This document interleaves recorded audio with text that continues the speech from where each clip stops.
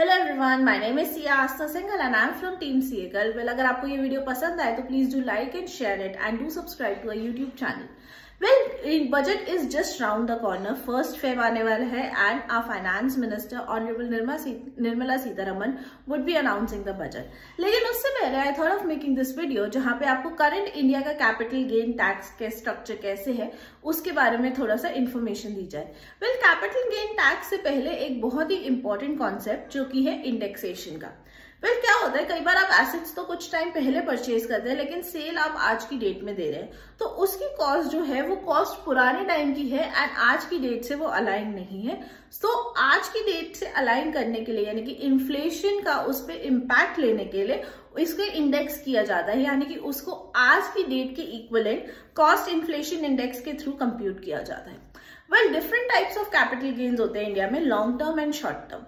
Long term होता है कि अगर आपने कोई एसेट होल्ड किया है up to a certain period and आप उसके बाद बेच रहे हो तो उस केस में आपका long term capital gain compute किया जाता है। लेकिन अगर आपने एसेट होल्ड किया है थोड़े से टाइम के लिए, हर एसेट के लिए term period holding period is different, लेकिन अगर आपने एसेट होल्ड किया उस थोड़े से टाइम के लिए एंड आप उसके होल्डिंग पीरियड से पहले ही उसको बेच देते हो तो short term capital gain compute होता है।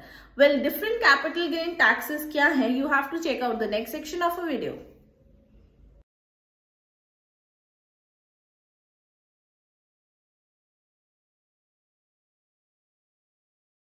वेल, अगर आप लिस्टेड इक्विटी शेयर्स या listed equity oriented mutual funds hold करते हैं तो उस केस में होल्डिंग पीरियड इज 12 मंथ्स।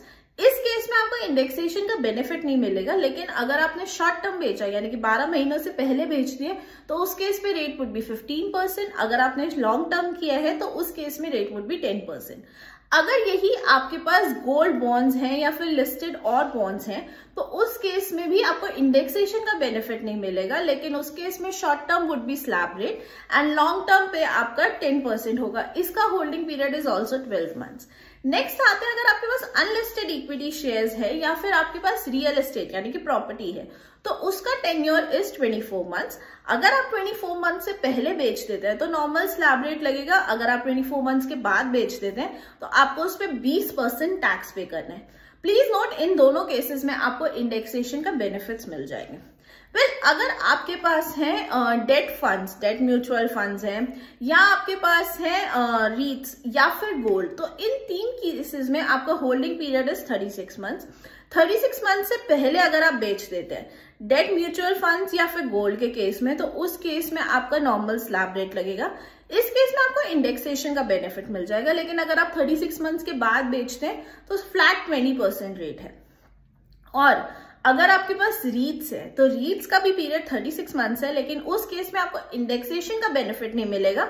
अगर आपने वो शॉर्ट टर्म में बेचा है तो 15% और अगर आपने वो लॉन्ग टर्म पे बेचा है तो 20%। Well, I hope you like the content. If you like our content, please do like and share our videos amongst your friends and do subscribe to our YouTube channel. Thank you and stay safe. Bye-bye.